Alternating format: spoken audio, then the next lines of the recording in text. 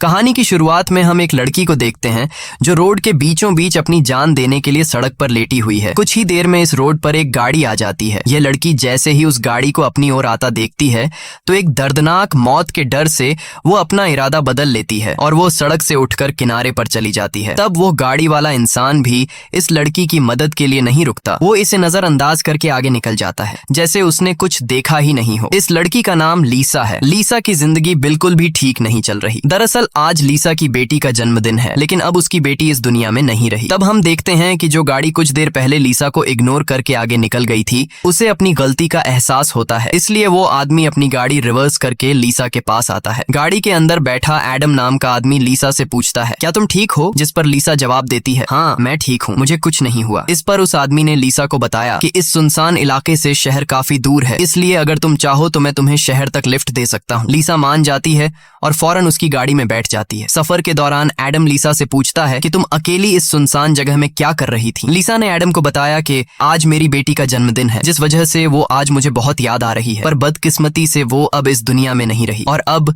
मैं बिल्कुल अकेली हूँ। कोई भी ऐसा नहीं है इस दुनिया में जिससे मैं अपना कह सकूं। लीसा की ये बात सुनकर एडम कहता है, अच्छा इस वजह से तुम रास्ते के बीचों बीच मरने के लिए लेटी हुई थी। जवाब में लीसा ने कहा, मैं मरना नहीं चाहती, बस एक बार किसी तरह से अपनी बेटी से मिलना चाहती हूँ। तभी लीसा कार का रेडियो ऑन कर लेती है। रेडियो पर एक न्यूज चल रही होती है। रिपोर्टर बताता है कि जंगल में एक सीरियल किलर घूम रहा है और आज सुबह इस किलर ने 2 और लड़कियों को मार दिया है। पुलिस के पास उस किलर की तस्वीर तो नहीं है, लेकिन उन्हें इसके बारे में ये जानकारी मिली है कि कातिल एक गोरे रंग का आदमी है जिसके पास ब्राउन कलर की गाड़ी है और उसके दाहिने हाथ पर एक क्रॉस का निशान है। ये खबर सुनकर लीसा के पैरों तले जमीन खिसक जाती है, क्योंकि रिपोर्टर रेडियो पर जिस कातिल का हुलिया बता रहा था वो कोई और नहीं बल्कि एडम ही था। उसके हाथ में क्रॉस का निशान देखकर लीसा बहुत ज्यादा डर जाती है। इससे पहले कि लीसा खुद को बचाने के लिए कुछ कर पाती, तभी एडम अचानक जोर से कार का ब्रेक लगाता है, जिससे लीसा का सर तेजी से कार की डैशबोर्ड से जा टकराया और लीसा बेहोश हो गई। कुछ देर बाद जब लीसा की आंखें खुलीं, तब उसने खुद को एक अजीब से बंकर में कैद पाया जो चारों ओर से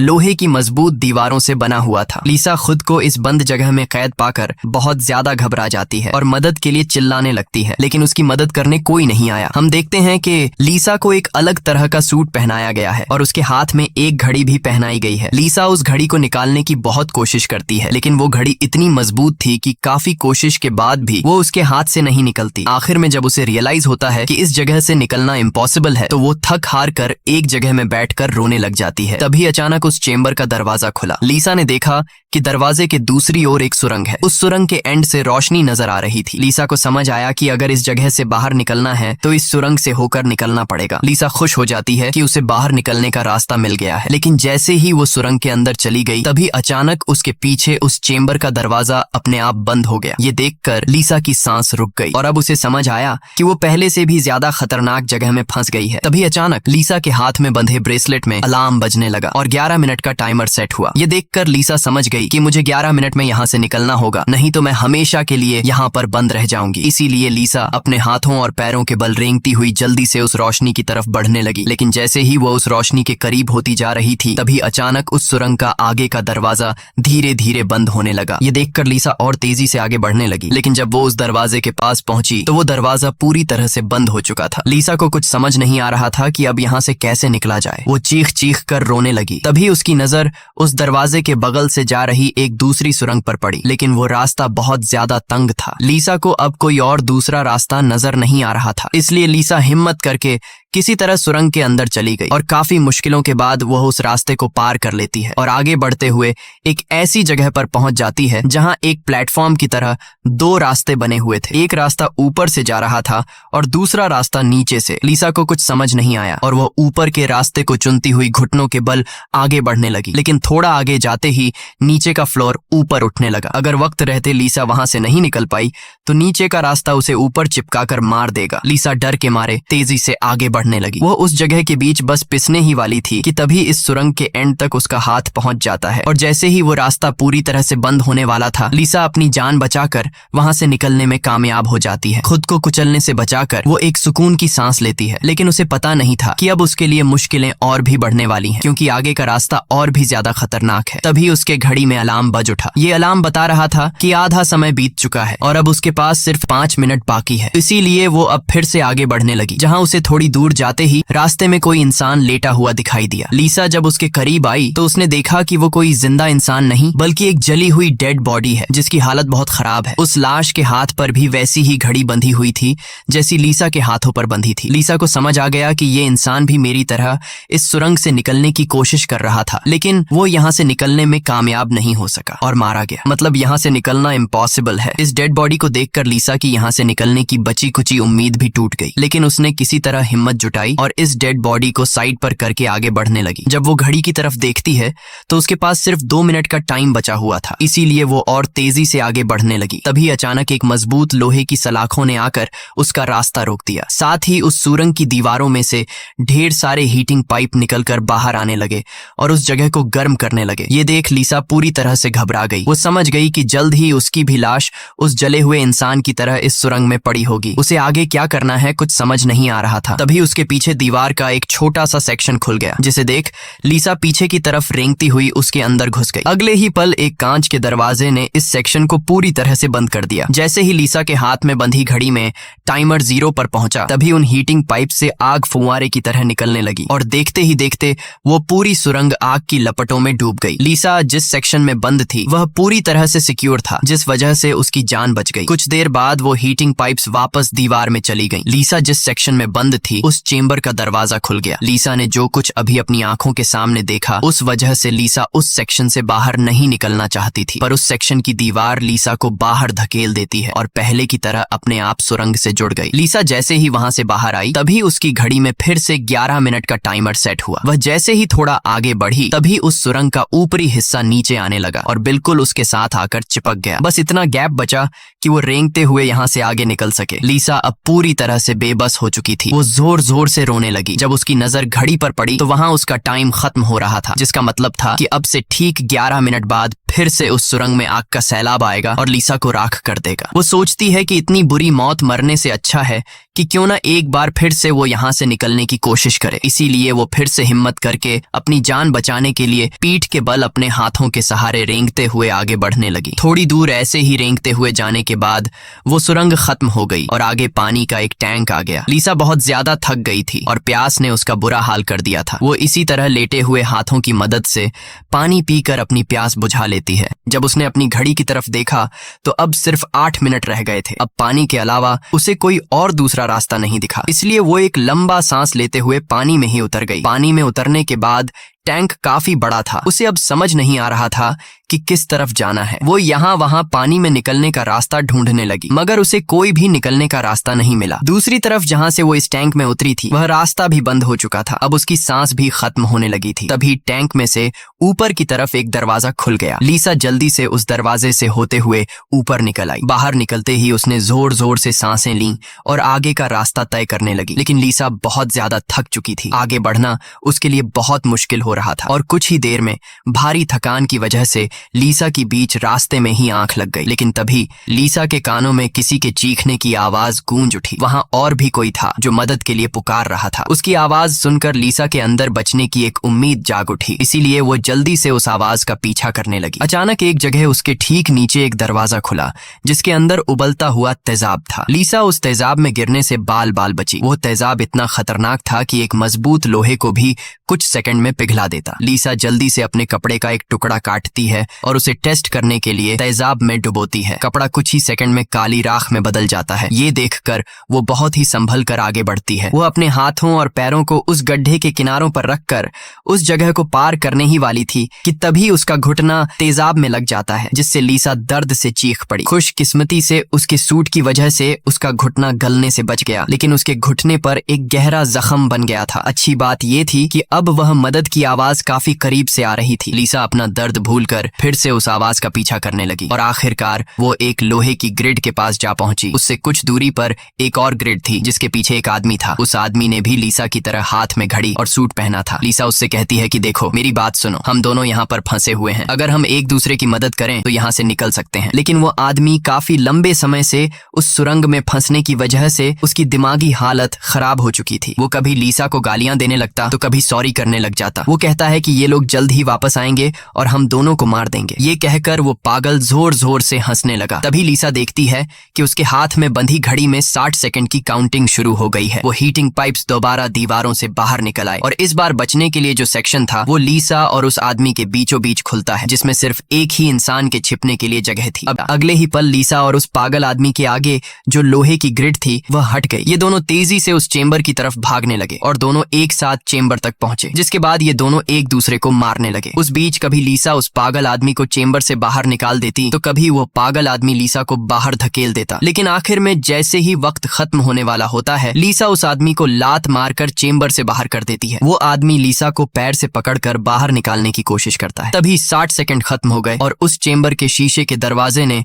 उस आदमी का हाथ काट दिया। दर्द से वो आदमी चिल्ला उठा। तभी लीसा की नजर उस आदमी के हाथ पर पड़ी जिस पर क्रॉस का टैटू बना हुआ था। उस टैटू को देखकर लीसा समझ जाती है कि ये आदमी कोई और नहीं बल्कि उसे कार में बेहोश करने वाला सीरियल किलर एडम है। अब लीसा की सारी कंफ्यूजन दूर हो गई। पहले लीसा को लग रहा था कि एडम ने इसे यहाँ कैद करके रखा है, लेकिन उसकी ये सोच गलत थी क्योंकि एडम बेचारा तो अब खुद मौत के मुंह में था। इतने में ही लीसा की घड़ी पर 11 मिनट का वक्त पूरा हो गया और उन हीटिंग पाइप्स से निकलती तेज आग ने कुछ ही सेकंड्स में एडम को राख में बदल दिया। अपनी आंखों से एडम की इतनी भयानक मौत देखकर लीसा डर के मारे कांपने लगी। कुछ देर बाद सेक्शन के अंदर एक छोटे सुरंग में से एक रोबोट आता है। वह एक बहुत ही भयानक सा स्कल था। ये रोबोट लीसा को कोई नुकसान नहीं पहुंचाता बल्कि उसके तेजाब से जले हुए घुटने को ठीक कर देता है। लीसा ने उससे पूछा कि वो कौन है और उसे यहाँ क्यों लेकर आया है। जवाब में उस रोबोट के मुंह से एक टूल निकलता है और वो टूल लीसा के सूट के साथ कनेक्ट हो जाता है। उस टूल की मदद से लीसा को फ्लैशबैक की सारी बातें याद आने लगती हैं, जब वो कार में एडम के साथ थी और उसे एडम की सच्चाई का पता चलने पर एडम की उसके साथ झड़प हो गई थी। उस दौरान एडम ने लीसा पर चाकू से सीने पर वार किया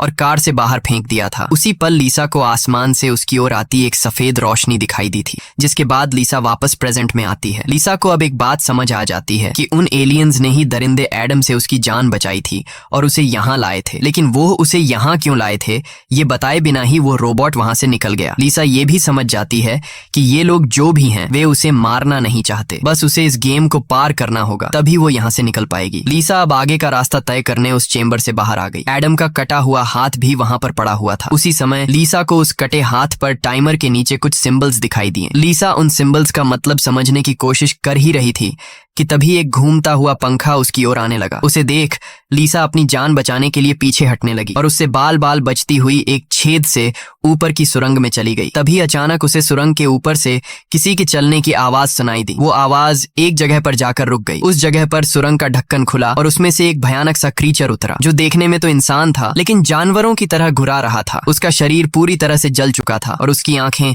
सफेद पत्थर की तरह चमकदार थीं। तभी लीसा की नजर उसके कटे हुए हाथ की तरफ गई। उसका कटा हुआ हाथ देखकर लीसा समझ गई कि वो कोई और नहीं बल्कि एडम है, जो जलने के बाद एक राक्षस में बदल चुका है। अब वो लीसा को मारना चाहता था। एडम की आंखें जल गई थीं, इस वजह से वह लीसा को देख तो नहीं सकता था पर वो सुन सकता था। लीसा चुपचाप धीरे धीरे आगे बढ़ने लगती है, लेकिन तभी उसकी घड़ी के फर्श पर टकराने से एक हल्की सी आवाज गूंज उठी, जिससे एडम को उसकी भनक लग गई और तेजी से लीसा को मारने के लिए उसके पीछे आने लगा। लीसा उसके हाथ लगने ही वाली थी कि तभी लीसा एक पतली सुरंग से उस पार चली गई। एडम को कुछ नजर न आने की वजह से वह उस जगह को पार नहीं कर पाया। लीसा उस सुरंग से आगे बढ़ती हुई एक ऐसी जगह पर पहुंची जहां उसके पास आगे जाने के लिए 2 रास्ते थे। लीसा को कुछ समझ नहीं आ रहा था कि किस रास्ते को चुनना चाहिए। वह बहुत सोचने के बाद जब उसे कुछ समझ नहीं आता तो वह एक अंदाजे से लेफ्ट वाले सुरंग में घुस जाती है। सुरंग के बाहर एक कमरा था जिसकी चारों ओर कांच की दीवारें थीं। उन दीवारों पर लीसा को उसके पैदा होने से लेकर अपनी बेटी को जन्म देने तक की सारी यादें दिखाई दे रही थीं। वहां लीसा ने यह भी देखा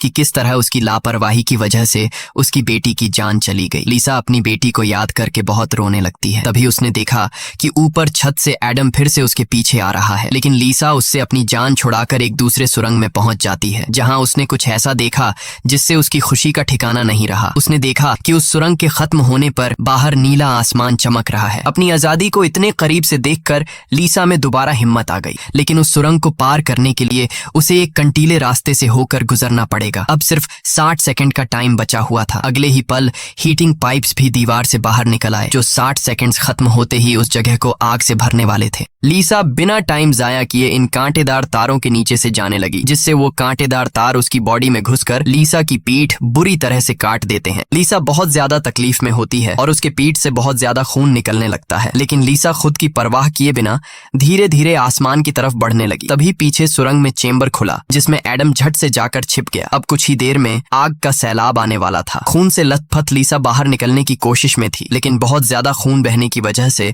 अब आगे बढ़ना उसे मुश्किल हो रहा था। उसकी आंखें धुंधली हो रही थीं। तभी 60 सेकंड्स खत्म हो गए और अगले ही पल वहां आग बरसनी शुरू हुई। उससे पहले कि वो आग का सैलाब लीसा को भी अपनी चपेट में लेता, लीसा के ठीक नीचे एक द्वार खुला और वो नीचे एक चेंबर में जा गिरी और बेहोश हो गई। थोड़ी देर बाद जब लीसा की आंख खुली तो उसने देखा कि वो फिर से उसी जगह पर आ गई है जहां से उसने बढ़ना शुरू किया था। यानी अब तक उसने जितनी भी मेहनत की यहाँ से निकलने की, वो सारी जाया चली गई। ये देखकर लीसा अब पूरी तरह से टूट चुकी थी। तभी वो रोबोट उसकी मरहम पट्टी के लिए दोबारा आ जाता है। लीसा ने उसे मरहम पट्टी करने से रोका क्योंकि वो दोबारा ये सब दोहराने के लिए तैयार नहीं थी। उसने रोबोट से कहा कि वो अब सिर्फ मरना चाहती है। उस रोबोट ने लीसा की बात मान ली और उसके मुंह से एक इंजेक्शन निकलकर लीसा के शरीर की तरफ बढ़ने लगा। तभी लीसा को एडम के हाथ पर बने हुए निशान याद आ गए। वो समझ गई कि जरूर वो निशान यहाँ से बाहर निकलने का रास्ता बताते हैं, इसलिए वो अपने खून से दीवार पर एडम के हाथ पर बने हुए निशान बनाने लगी, जिसे काफी गौर से देखने के बाद लीसा को पता लगा कि ये तो एरो है जो यहाँ से निकलने की डायरेक्शन बताते हैं। जैसे कि पहला एरो लेफ्ट साइड की तरफ मुड़ा हुआ था, जिसका मतलब रास्ते में आने वाली पहली 2 सुरंगों में से उसे लेफ्ट साइड वाली सुरंग के अंदर जाना चाहिए। दूसरे नंबर का एरो राइट साइड की ओर मुड़ा हुआ था, यानी पहली सुरंग को पार करने के बाद जब फिर से एक साथ 2 सुरंगें आएंगी तब राइट साइड वाली सुरंग के अंदर जाना चाहिए। उसे लगा कि जरूर मेरे हाथ की घड़ी के नीचे भी इसी तरह के सिंबल्स बने होंगे जो यहाँ से बाहर निकलने की डायरेक्शन बताते हैं। ये समझते ही लीसा ने उस रोबोट से उसके जख्मों को ठीक करने को कहा। जख्मों की मरहम पट्टी होते ही वो एक नई उम्मीद के साथ फिर से इन टनल्स में निकल पड़ी। लीसा पहले भी इन सुरंगों से गुजर चुकी थी, इसलिए वह बड़ी आसानी से उन सुरंगों को पार करते हुए आगे बढ़ने लगी और उस तेजाब से भरे गड्ढे के पास जाकर रुक गई। वहां उसने अपनी घड़ी को तेजाब में जलाकर उसे अपनी कलाई से अलग किया। उसकी कलाई पर भी ठीक वैसे ही सिंबल्स थे जैसे एडम के हाथ पर थे, बस उनमें थोड़ी बहुत चेंजिंग थी। लीसा उस जली हुई घड़ी को अपने हाथों में लिए हुए आगे बढ़ने लगी और उस जगह पर पहुंच गई जहां उसने पहली बार इन 2 टनल्स में से लिफ्ट वाले टनल को चुना था, लेकिन सिंबल्स के मुताबिक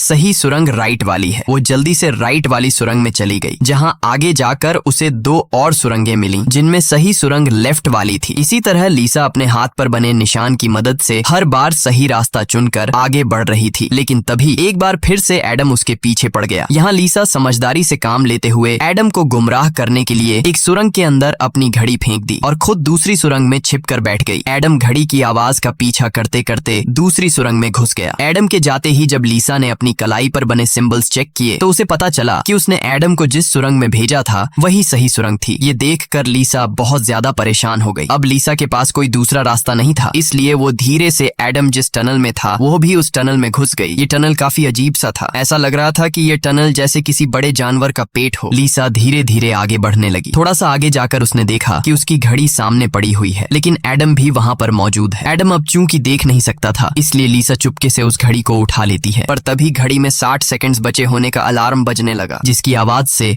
एडम को लीसा की भनक लग गई। वह दोबारा लीसा का पीछा करने लगा। उससे बचने के लिए लीसा जिस रास्ते से आई थी उसी रास्ते से वापस भागने लगी। उस वक्त लीसा की घड़ी में 60 सेकंड्स का काउंटिंग शुरू हो चुका था और सुरंग से हीटिंग पाइप्स भी निकल आए थे। साथ ही सुरंग में बचाव चेंबर भी खुल चुका था। लीसा जल्दी से उस चेंबर में जाकर छिप गई। एडम भी वहां तक पहुंच जाता है, लेकिन अब काफी देर हो चुकी थी क्योंकि उस चेंबर को शीशे के दरवाजे ने बंद कर दिया था। यहाँ लीसा एडम को चिढ़ाने के लिए उसे मिडिल फिंगर दिखाती है, पर बदकिस्मती से इस बार आग बरसाने वाले हीटिंग ट्यूब्स आग बरसाए बिना ही अंदर चले गए, जिसके बाद चेंबर का दरवाजा भी खुल गया और अगले ही पल एडम लीसा पर टूट पड़ा। लीसा भी खुद को बचाने के लिए एडम से लड़ पड़ी और उस शैतान के सर को अपने पैरों से दबाने लगी। पीछे से चेंबर की दीवार भी लीसा को आगे की तरफ धकेलने लगा, जिससे उस शैतान एडम का सर कुचल गया और फाइनली लीसा को एडम से छुटकारा मिल गया। लीसा अब अपने रास्ते पर आगे बढ़ने लगी, जहां आगे चलकर उसे वापस 2 रास्ते मिले। उसकी कलाई पर बने सिंबल्स के मुताबिक उसे राइट वाले सुरंग से जाना था और ये उस भूल भुलैया की आखिरी सुरंग थी, लेकिन तभी लेफ्ट वाली सुरंग से एक लड़की बाहर निकल आई। उसे देख लीसा की आंखें खुली की खुली रह गईं और वो रोने लगी, क्योंकि यह लड़की कोई और नहीं बल्कि उसकी बेटी नीना थी। नीना के मरने के बाद से लीसा ने जीना जीना ही छोड़ दिया था। उसकी बस यही एक ख्वाहिश थी कि वो किसी तरह नीना से मिल पाए, और आखिरकार आज उसकी ये ख्वाहिश भी पूरी हो गई। नीना ने अपनी माँ लीसा से कहा कि अब दोबारा मुझे फिर से अकेला मत छोड़ना, जिस पर लीसा ने जवाब दिया, नहीं बेटा, मैं हमेशा तुम्हारे साथ रहूंगी। जिस पर नीना कहती है, तो फिर आओ मेरे साथ लेफ्ट वाले टनल में चलो। लीसा रोते हुए बोली, नीना, मैं तुम्हें फिर से खोना नहीं चाहती, लेकिन सच तो ये है कि तुम पहले ही मर चुकी हो और मेरी मंजिल दूसरी सुरंग में है। इतना कहकर लीसा वहां से जाने लगी। पीछे से नीना उसे पुकारती रही, लेकिन लीसा दिल पर पत्थर रखकर उस सुरंग से बाहर निकली। बाहर आते ही लीसा फूट फूट कर रोने लगती है। उसके बाद लीसा ने बिना समय गंवाए राइट वाली सुरंग में घुस गई, जहां उसे सुरंग के अंत में खुला आसमान दिख रहा था। वो खुश होकर तेजी से आगे बढ़ने लगी, लेकिन तभी उसके रास्ते में 3 लोहे के ब्लेड्स आ गए जो लगातार तेजी से ऊपर नीचे हो रहे थे, जिन्हें पार करने का मतलब था खुद के टुकड़े करवाना। लेकिन लीसा को हर हाल में यहां से निकलना था, इसीलिए उसने गौर किया कि उनमें से पहला ब्लेड हर 4 सेकंड्स में एक बार नीचे आ रहा है। लीसा उसके करीब पहुंची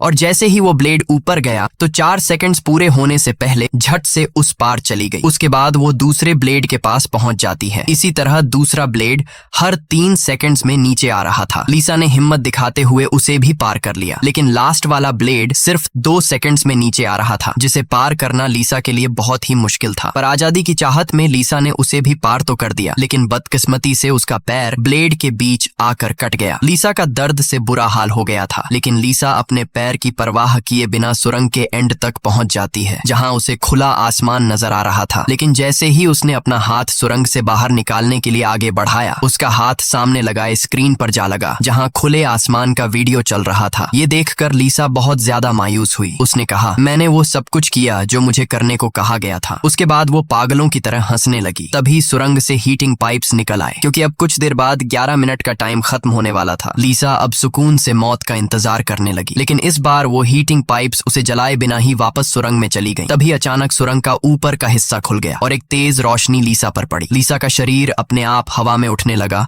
और उस रोशनी में समा गया। थोड़ी देर बाद जब लीसा की आंख खुली तो उसने खुद को एक झरने के किनारे पाया, जिसे देख लीसा के चेहरे पर मुस्कान वापस लौट आई। वहां पर नीना भी मौजूद थी। लीसा ने नीना से पूछा, क्या मैं मर चुकी हूँ? इस पर नीना ने कहा, तुम्हारा शरीर एक बार नहीं बल्कि अब तक कई बार मर चुका है। लीसा ने फिर से पूछा कि अब यहाँ मुझे क्या करना है? जिस पर नीना ने जवाब दिया, यहाँ तुम्हें बस जीना है और कुछ नहीं करना। यहाँ हमें पता चलता है कि जिस जगह पर लीसा अब मौजूद थी वो जगह दुनिया नहीं बल्कि कुछ और ही थी और किसी स्वर्ग की तरह खूबसूरत थी। इस फिल्म की शॉर्टकट एक्सप्लेनेशन ये है कि लीसा जब एडम के साथ कार में सफर कर रही थी, तब एडम ने लीसा पर चाकू से वार करके उसे मार दिया, जिसके बाद वह सीधा नरक पहुंची। वहां उसके पाप धुल गए और एंड में वह स्वर्ग जा पहुंची। इसी के साथ ये कहानी खत्म हो जाती है। अगर वीडियो आपको अच्छी लगी हो तो हमारे चैनल को सब्सक्राइब और वीडियो को लाइक कीजिए।